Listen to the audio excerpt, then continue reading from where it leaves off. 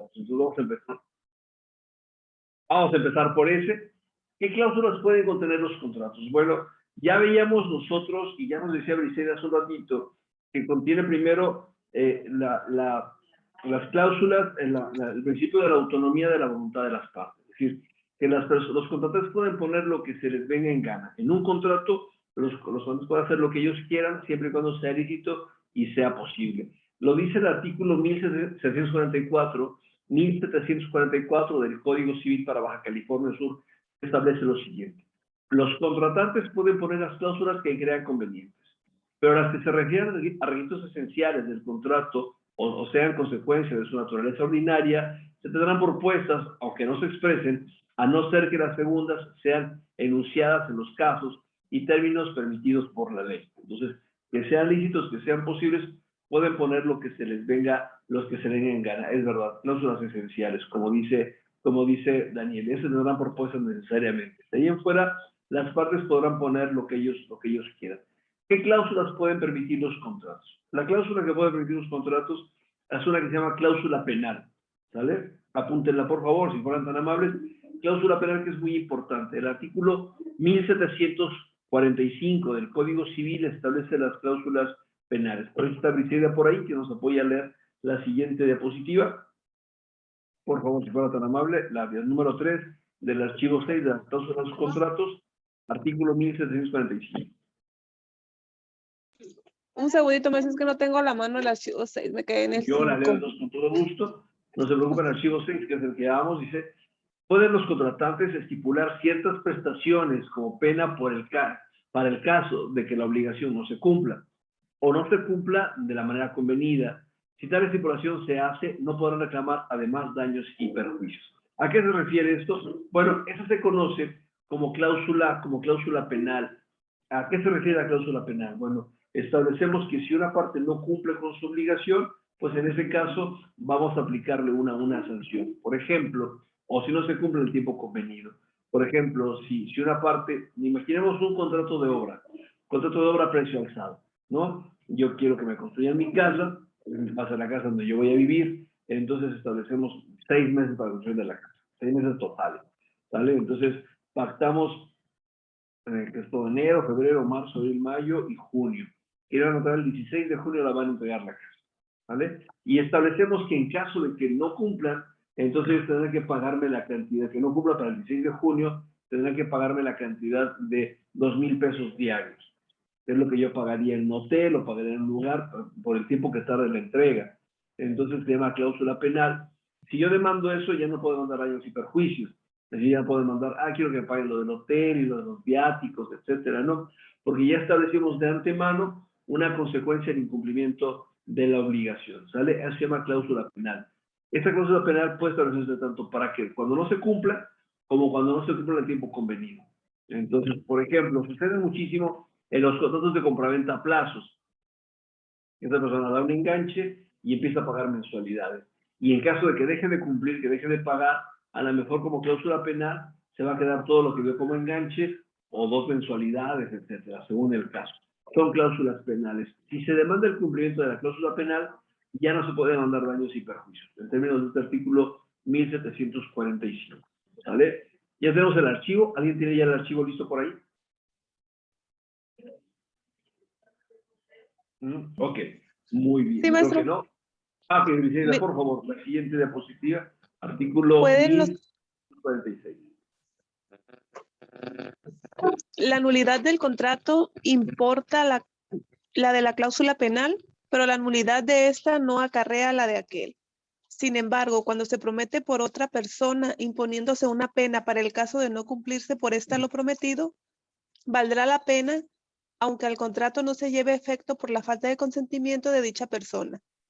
Lo mismo sucederá cuando se estipule con otro a favor de un tercero y la persona con quien se estipule se sujete a una pena para el caso de no cumplir lo prometido. Muy bien, entonces ya se establece incluso la posibilidad de que un tercero pueda cumplir con esas obligaciones, ¿vale? Pero es importante establecer. La cláusula penal sí es importante, ¿por qué? Porque preveemos también la posibilidad del incumplimiento de las obligaciones, que es a lo que se refiere este artículo 1746, sí, y en caso de cuánto va a importar esta cláusula penal, ¿vale? Vamos, y ahorita vamos a ver cuál es este límite que tiene. La siguiente diapositiva, por favor, el archivo del archivo número 6, diapositiva 5, Viridiana, ¿cómo está? ¿Nos apoya, por favor? El artículo 1747. Sí, por favor. Artículo 1747. Al pedir la pena, el acreedor no está obligado a probar a que ha sufrido perjuicios, ni el deudor podrá eximirse de satisfacerla, probando que el acreedor no ha sufrido perjuicio alguno. Muy bien, muchísimas gracias. Entonces, imaginemos este caso, regresemos a la hipótesis, al caso este del contrato de obra a precio alzado, en donde yo mando a hacer mi casa, contrato al arquitecto, al encargado de obra, etcétera, a todo un despacho de arquitectos para que me hagan mi casa. Me dicen que la construcción de la casa en el terreno que yo compré va a ser de 800,000 pesos, por ejemplo, la casa. Le voy pagando las administraciones del dinero conforme me lo piden, pero quedamos que la casa me la iban a entregar el día 16 de junio, ¿se acuerdan? Imaginémonos que no hayamos fijado cláusula penal, ¿vale? Que no hayamos establecido una pena por el incumplimiento en el tiempo que se cumplía con la obligación de entrega. Entonces, sobre esa base, ¿qué pasaría si yo el 16 de junio no me entregan la casa? Para el 16 de junio ya se venció el contrato de arrendamiento que tenía yo con la casa anterior, ya no estoy arrendando yo la casa y tampoco tengo yo la casa porque no cumplieron con esa entrega, ¿vale? ¿Qué harían ustedes? Material y jurídicamente. Su casa, la ¿Demandar casa por que mandaron ustedes, incumplimiento de contrato? ¿y qué demanda, Liliana? ¿Qué es lo que pediría? Pues que se ¿Desalojo? Desalojo, pero la casa no la han terminado. Ah, perdón, ya. Sí, o sea, resulta que llegó el día 16, voy a la casa a ver cómo va el avance, y la casa no la han terminado, no le han puesto puertas, no le han puesto ventanas, los acabados no están terminados, la casa no está habitable. ¿Incumplimiento de contrato? Sí, me queda claro que es incumpliendo, pero ¿qué es lo que yo estoy pidiendo? ¿Qué es lo que yo pido? ¿Cuál es la prestación que yo le estaría pidiendo al arquitecto? No establecimos cláusula penal, ¿vale? Recordamos, la cláusula penal es cuando si no me la das para el 16, me vas a pagar 2,000 pesos por cada día que tardes en entregarlos, ¿sale? Eso es una cláusula penal justa, no por lo que yo voy a gastar, por el hotel, etcétera. Pero si no fijamos esos 2,000 pesos, ¿yo qué pediría como indemnización? ¿Yo qué pediría para efecto por el incumplimiento del contrato? ¿Qué pedirían ustedes por ese incumplimiento?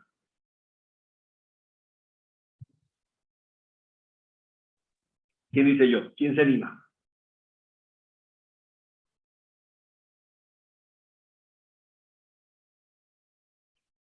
Bueno, miren, yo sí pediría algo que se llama daños y perjuicios. ¿Alguno de ustedes sabe la diferencia entre daños y perjuicios? Generalmente lo manejamos de forma muy ambigua o como si fuera lo mismo, daño y perjuicio. ¿Quién sabe cuál es la diferencia entre daños y perjuicios?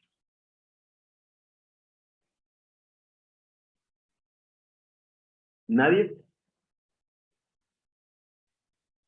Yo no, maestro. Ok, Suena vamos entonces. como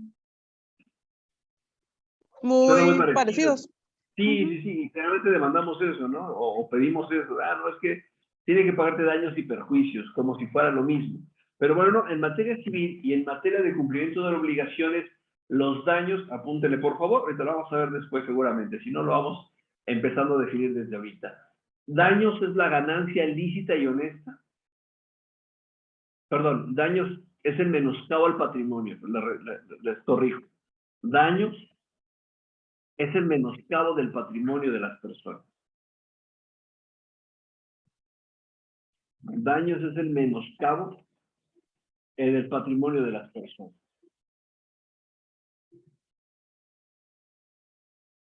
Entonces, si yo voy manejando y me choca mi vehículo, bueno, pues mi patrimonio, que el vehículo sin el choque valía 50,000 pesos, bueno, ya con el choque ya vale 20,000 o 30,000 pesos. Entonces, ese menoscabo del patrimonio, eso es un daño, ¿vale? Entonces, si llegan a mi casa y me roban una televisión de 20,000 pesos, Bueno, pues ese es el daño que me está generando, es el menoscabo de mi patrimonio. Entonces, y si esta persona no me paga, y esta persona no me entrega la casa el día 16 de junio, y yo tengo que pagar hotel, o yo tengo que pagar una renta de otra casa, no, imaginemos que no me lo dan para el día 16. Llego el día 16 y no hay casa, luego termina, no está habitable, entonces tengo que hacer el contrato de arrendamiento, otro contrato de arrendamiento, pagar una mensualidad, quizá pagar un depósito, un enganche, no sé. Entonces tengo que pagar otro contrato de arrendamiento, otra renta por un mes, por ejemplo. Entonces, ese dinero ese menoscabo a mi patrimonio, porque tengo que pagar otra renta, ese es un daño. El daño es el menoscabo del patrimonio, ¿vale? De una persona. Generalmente por el incumplimiento de una obligación. Entonces, ese es el daño. ¿Qué es el perjuicio? El perjuicio, ahora sí, el perjuicio es la ganancia lícita y honesta. El perjuicio es la ganancia lícita y honesta que se deja de obtener por el incumplimiento de la obligación. El perjuicio es la ganancia lícita y honesta que se deja de obtener por el incumplimiento de la obligación. Eso es el perjuicio, o se conoce como perjuicio.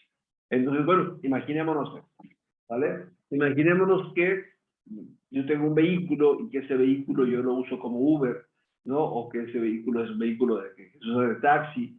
Entonces ese vehículo lo choca, ¿vale? Lo chocan y lo dañan y es pérdida total, ¿vale? Entonces mi vehículo que tenía un valor de 100,000 pesos, por ejemplo, ¿no? Lo perdí el vehículo, perdí los 100,000 pesos. Pero no solamente perdí el vehículo, que ese es el daño, el menoscabo de patrimonio. Yo tenía un vehículo de 100,000, ya no sirve para nada, yo perdí de mi patrimonio, perdí 100,000 pesos, ¿vale? Ese es el daño. El perjuicio es la ganancia que yo dejé de obtener por ese incumplimiento de la obligación. Entonces, por ese daño que se causó. Entonces, resulta que es el perjuicio. Yo, evidentemente, trabajando de Uber, ganaba yo 1,000 pesos diarios. Entonces ya no voy a ganar los 10,000 pesos, los 1,000 pesos diarios. Entonces, en lo que me terminen de pagar, me repongan mi vehículo para seguir trabajando, o me den otro para seguir trabajando, entonces yo tengo el daño de 100,000 pesos, y aparte, por cada día que deje de trabajar, voy a dejar de ganar 1,000 pesos. Eso es perjuicio. El perjuicio es la ganancia lícita y honesta que se deja de obtener como consecuencia del incumplimiento de una obligación, ¿vale? ¿Sí quedó clara la diferencia entre el daño y el perjuicio? ¿Más o menos, Daniel? Más o menos. Más o menos. Ok, muy bien. Vamos por un ejemplo. El Briseida. segundo, el que dijo ahorita lo último se quedó más claro que el primero, profe. Ok. No, el primero es el más sencillo de todos. El daño es el menoscabo del patrimonio. O sea, el daño es algo que merma mi patrimonio directamente. Entonces, sí, si alguien Es llega algo y me más roba, tangible, ¿no? sí, si alguien llega y me roba, o es algo más demostrable. Entonces, evidentemente, voy a un avalúo del vehículo, me dice, es pérdida total del vehículo. Algo así como El que la vehículo. propiedad de uno, ¿no? Lo que cuando ¿Perdón? cuando se ve afectado uno, pues, o sea que, por ejemplo, que me roban la tele, como dijo usted, ese daño a mi propiedad, pues. Sí, el menoscabo del patrimonio. A lo mejor vale la pena recordar también qué es el patrimonio. ¿Alguien se acuerda qué es el patrimonio?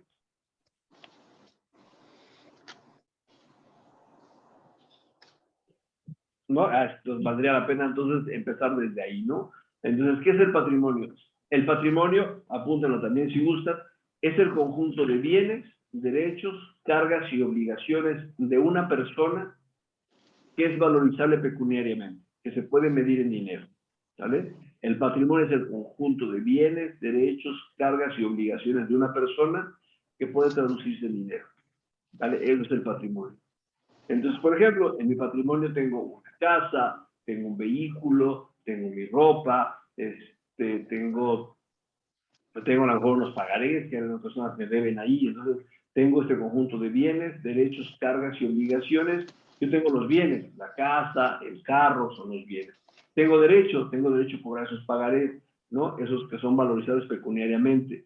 Esos derechos, cargas y obligaciones que tengo, derechos, bienes, cargas y obligaciones que son valorizables en dinero, valorizables pecuniariamente, sí, evidentemente son tangibles. Entonces, si tengo ese vehículo y el vehículo me lo choca en pérdida total, bueno, pues lo que tenía de vehículo como patrimonio ya no lo tengo más. Eso es el daño, ¿sale? El daño entonces es el menoscabo de patrimonio. Bueno, Diferente del perjuicio. Ajá. Creo que ya Daniel ya no va a participar. ¿Sale? Ese es el daño. El daño es ese menoscabo del patrimonio. Y el perjuicio es la ganancia que dejo de obtener por el incumplimiento de una obligación también. Entonces, sí, el perjuicio es aquello que no dejé, yo lo iba a ganar, yo iba a obtener eso, pero dejé de ganarlo porque una persona incumplió con su obligación de cuidado, por ejemplo, etcétera. Entonces, ese es el daño y el perjuicio. Cuando yo voy a demandar la cláusula penal, entonces, si yo demando la cláusula penal, ya es una forma de prever los daños y los perjuicios.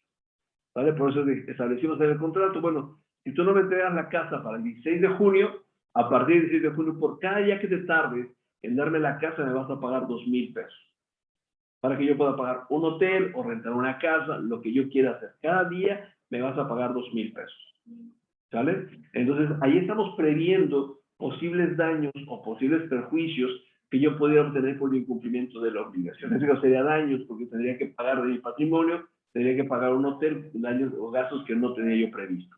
¿Sale? Entonces, esa es la cláusula penal. Entonces, es lo que pediría. Si no tuviera cláusula penal, pues evidentemente demandaría daños y perjuicios. Yo le diría, ¿sabes qué? Tuve necesidad de rentar, tuve que rentar, calculé más o menos que como no tenía puertas, no tenía ventanas, no tenía acabados, calculé que iba a estar una semana más. Entonces renté una casa por una semana, o en Airbnb renté una casa por una semana que me costó tanto, entonces quiero que me devuelvan lo que me costó por el cumplimiento de tu obligación. ¿Vale? Eso es lo que se establece en la cláusula penal. Si yo demando la cláusula penal, ya no puedo demandar daños y perjuicios. ¿Sale? Pero si yo demando la cláusula penal, no tengo yo que evitar los daños y perjuicios.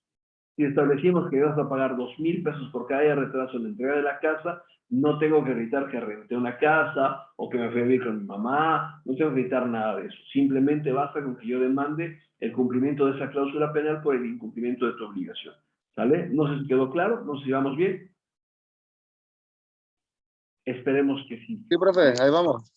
Excelente, muy bien. Vamos con el siguiente artículo, artículo 1748. Por favor, si fuera tan amable, Briseida, ¿nos apoyas?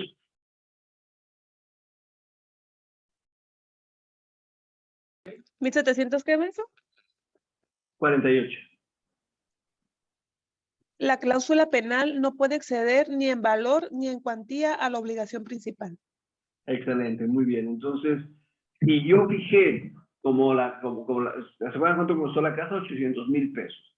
¿Sale? Entonces, yo no puedo exceder los 800,000 pesos de cláusula penal. Obviamente, porque esa sería la obligación principal. Entonces, el único límite que tiene la cláusula penal es que no puede exceder la prestación principal. ¿Sale? Ese sería el límite que arroja esa cláusula penal. No sé si tengan una pregunta, alguna duda. Muy bien. Viridiana, apóyanos con la siguiente diapositiva. Son los artículos 1749 y 1750, por favor. Vivi.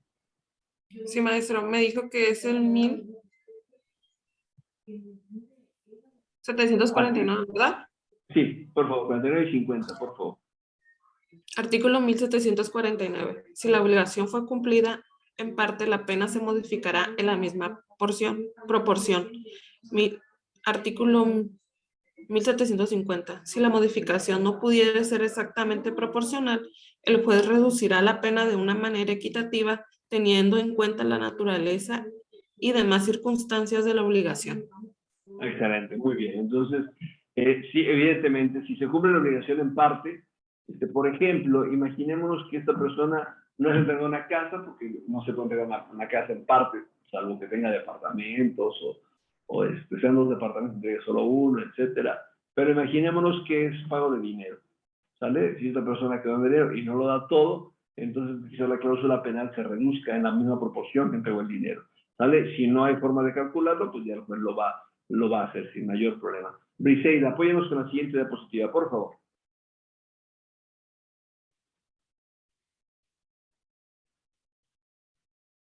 Briseida, yo le pedimos a Briseida. Voy, maestro. Gracias. Si la modificación no pudiera ser exactamente proporcional, el juez reducirá la pena de una manera equitativa teniendo en cuenta la naturaleza y demás circunstancias de la obligación. Ya leyó Viviana, en el siguiente artículo 1751 dice El acreedor puede exigir el cumplimiento de la obligación o el pago de la pena, pero no ambas. A menos que aparezca haber estipulado la pena por el simple retardo en el cumplimiento de la obligación o porque esta no se preste de manera convenida. Entonces, ese caso, el segundo caso que habíamos planteado, ¿sale? Que se estableció la pena simplemente por el retraso, pero si no se establece así, yo puedo demandar o la pena o el cumplimiento del contrato, ¿sale? En el caso de la casa que no se entregó, yo demando la pena convencional y aparte que me cumple el contrato. Quiero que me entregue la casa y que me pague los 2,000 pesos diarios que deben pagarme por incumplimiento de la obligación, ¿sale? Artículo 1752, es la diapositiva número 8. Ahora sí, Briseida, por favor. No podrá hacerse efectiva la pena cuando el obligado a ella no haya podido cumplir el contrato por hecho del acreedor, caso fortuito o fuerza insuperable. Bien, esto hace muchísimo y justamente en esos contratos de obra a precio alzado, ¿vale? Demandan a lo mejor esto, ¿no? Quiero que me pagues, tardaste 20 días en entregarme la casa de 2,000 pesos que ahí hacen la cuenta de cuánto debe pagar, ¿sale? Y lo demandan. Cuando contestan los arquitectos es que tú no me diste el dinero. Quedamos que dabas la administración de dinero cada mes y no me dabas el dinero cada mes. Me tardabas 8 días, me tardabas 15 días y obviamente se retrasó el pago de los salarios, se retrasó la entrega de materiales y obviamente se retrasó la obra. Entonces, tu responsabilidad es, ¿vale? A lo mejor se establece que pues, si eran 6 meses, pero cayó un huracán así tipo DIL, que no hubo transporte, que no hubo, a lo mejor prevén ciertos días de lluvia nada más, calculan 5 o 6 días de retraso por lluvias, pero a lo mejor llovió más de lo adecuado, etcétera, o hubo un desastre natural, y en ese momento no pudo, un caso fortuito de fuerza mayor, que hacen imposible el cumplimiento de la obligación. En esos casos no puede hacerse efectivo el cumplimiento de la pena convencional. ¿Vale? Vamos con la siguiente diapositiva. Viridiana, por favor. La número 9, artículo 1753. Sí, maestro. Artículo 1753. En las obligaciones mancomunadas con cláusula penal bastará la contravención de una de los herederos del deudor para que se incurra en la pena. Muy bien. Muchísimas gracias. Vamos a terminar de leer las diapositivas, son solamente 2 las que nos quedan y dejamos la tarea rápidamente. Artículo 1754. En el caso del artículo anterior, cada uno de los herederos responderá por la parte de la pena que le corresponda en proporción de su cuota hereditaria. Tratándose de obligaciones indivisibles, se observará lo dispuesto por el artículo 1913 y en 1913 establece lo siguiente. Cuando uno de los herederos del acreedor puede exigir completa la ejecución indivisible, obligándose a dar suficiente garantía para la indemnización de los demás coherederos, pero no puede ni por sí solo perdonar el débito total ni recibir el valor del bien. Si uno de los herederos ha perdonado la deuda, recibido el valor del bien, el coheredero no puede pedir el bien indivisible, sino devolviendo la porción del heredero que haya perdonado el recibido del valor. Bien, esto nos hace referencia a la pluralidad de acreedores y deudores. Entonces, de tarea, jóvenes, por favor, para la próxima semana, vamos a grabar, ocupo que me hagan favor de estudiar y de hacer un resumen de las obligaciones mancomunadas y obligaciones solidarias. ¿Por qué? Porque es muy recurrente también confundir esos dos conceptos. Entonces, quiero que me hablen de las obligaciones mancomunadas y las obligaciones solidarias. ¿Cuándo una obligación es solidaria y cuándo una obligación es mancomunada? ¿Saben? Lo van a investigar y me van a hacer un resumen a mano para entregar, por favor. Se toman la imagen y me lo manden antes del día jueves de la próxima semana. Estudio de las obligaciones mancomunadas y las obligaciones solidarias.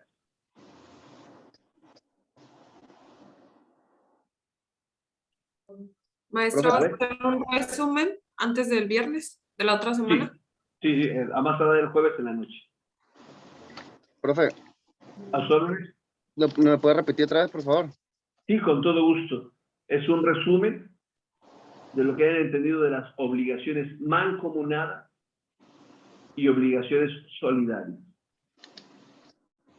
Me ha tocado ver que dicen que son acreedores mancomunados y solidarios, ¿no? O es mancomunado o es solidario, pero hay que entender bien qué son las obligaciones mancomunadas y qué son las obligaciones solidarias. ¿Vale? ¿Alguna pregunta, joven? Obligaciones mancomunadas y obligaciones obligadas. Solidarias. Solidarias. solidarias. Obligaciones mancomunadas y obligaciones solidarias.